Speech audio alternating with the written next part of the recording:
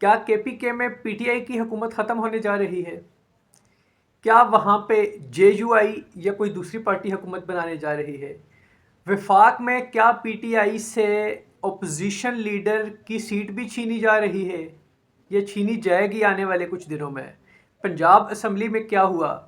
और supreme court का जो माइनॉरिटी डिसीजन आया, मेजॉरिटी डिसीजन को कैंसिल करके उसके कॉन्सिक्वेंसेस आना शुरू हो गए। बिस्मिल्लाहिर्रहमानिर्रहीम, अस्सलाम वालेकुम वरहमतुल्लाह। नाजरीन, मैं हूँ आपका मेज़बान फ़ज़ल दादवान। आप देख रहे हैं अपना channel fact and figure FD. नाजरीन, अगर चैनल पे नए हैं तो चैनल को लाजमी सब्सक्राइब करें, वीडियो को लाइक करें और ज़्यादा से ज़्यादा शेयर करें और कमेंट करके बताएं कि हमें अपनी वीडियोस के अंदर क्या बेहतरी लाने की ज़रूरत है। तो बात करेंगे सुप्रीम कोर्ट का जो फ़ैसला आया महसूस नशिस्तों के बारे में। पीटीआई को महसूस नशिस्तें नहीं दी जा रही, डिसीजन हो गया, छीन ली गई और अब ये जो हुकूमती पार्टी है उसमें तकसीम की जाएंगी। इसके वफाक में क्या असरात होंगे, इसके केपीके में क्या असरात होंगे और पंजाब असम्बली में इसके क्या असरात होंगे। पीटीआई अब क्या करने जा रही है, क्या कुछ कर पाएगी अब या नहीं, और हुकूमत को फ़ायदा हुआ या नुकसान हुआ इस डिसीजन से, यानी अगर फ़ायदा हुआ तो क्या हुआ, सारी तफसील से बात करेंगे।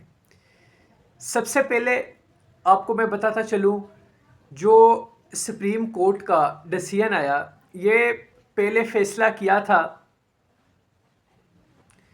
13 रुकनी जो बेंच था उसका ये फ़ैसला था। 8 जजेस का ये मुत्तफ़िक़ के राय ये डिसीजन आया था सुप्रीम कोर्ट के मुअज़्ज़िज़ जजेस साहिबान का कि ये महसूस नशिस्तें पीटीआई को दी जाएंगी। पीटीआई के हक़ में यह फ़ैसला हो चुका था।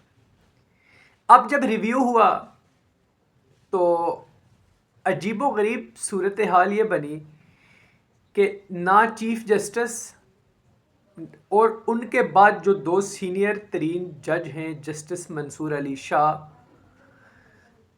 इनको उस बेंच में शामिल ही नहीं किया गया जिसने ये डिसीजन दिया। रिव्यू पिटीशन जिसके पास ये लगी हुई थी पीटीआई के महसूस नशिस्तों के हवाले से, यकसर बेंच ही मुख्तलिफ बनाया गया और जिन लोगों ने पहले वो फैसला दिया था उस बेंच का कोई भी जज उस बेंच में शामिल नहीं था जिसने ये डिसीजन दिया। अब पहले तो डिसीजन ही इंतहाई अफसोसनाक।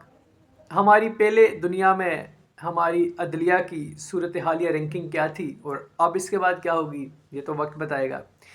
जल्दी से चलते हैं कि इसके असरात क्या होंगे, क्या हुकूमत को इसका फ़ायदा क्या होगा।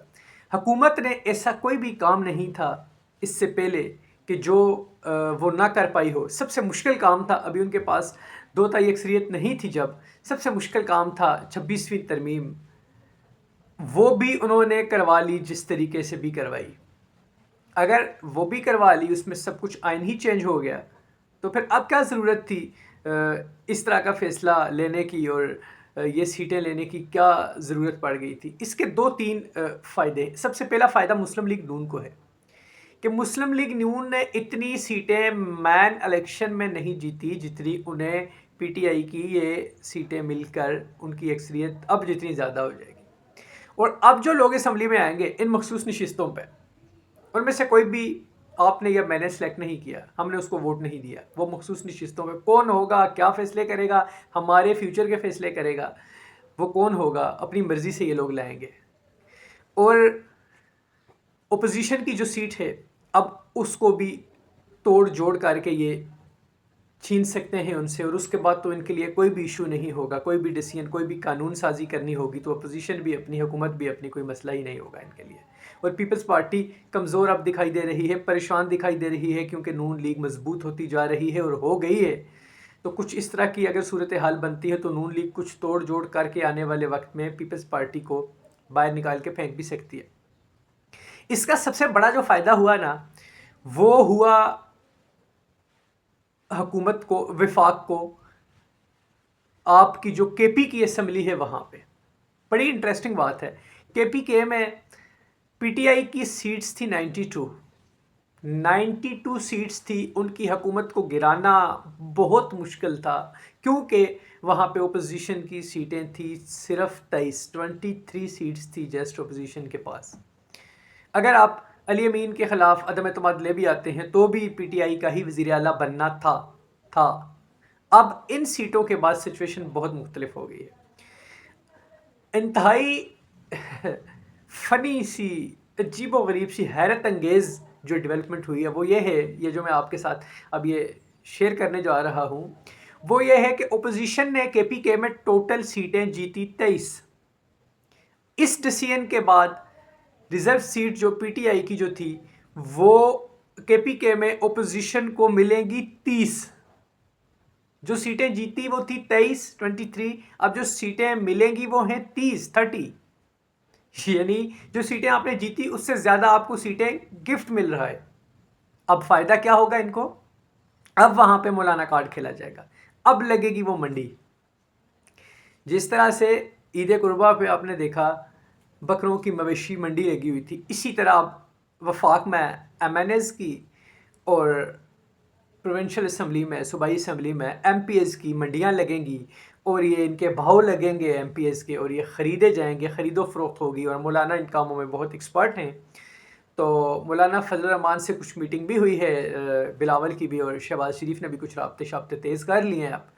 अब सूरत हाल ये बन सकती है, ये मेरे एनालिसिस हैं अभी जो मैं आपसे शेयर कर रहा हूँ, कि 23 जो उनके पास सीटें पहले थी और उसके बाद 30 सीटें ये आ गई, 23 और 30 ये मिला के बन जाती हैं 53 सीट्स। अब उनको अदम एतमाद लाने के लिए सीट्स चाहिए 72 जस्ट। उसके लिए नाजरीन 20 उनको एमपीएस सिर्फ और चाहिए, और 20 एमपीएस मंडी में से भी वो ख़रीद सकते हैं, क्योंकि केपीके में पीटीआई की जो 92 सीट्स ज़रूर थी, लेकिन इत्तेफाक नाम की कोई चीज़ नहीं थी। अली अमीन के ख़िलाफ़ बहुत सारे वहाँ पे फॉरवर्ड्स ब्लॉक बने हुए हैं। क्या इससे अब वफाक फ़ायदा उठाएगा? और एक ही इकलौती जो हुकूमत थी केपीके में पीटीआई की, वो भी क्या उनसे छिनने जा रही है? इंतज़ार रहेगा। हमें जो भी डेवलपमेंट नहीं होती है हम आपसे लाजमी शेयर करेंगे। चैनल पे नए हैं तो चैनल को लाजमी सब्सक्राइब करें और अपना और चैनल का लाजमी ख्याल रखें। इजाज़त दीजिए। अस्सलामु अलैकुम वरहमतुल्लाह।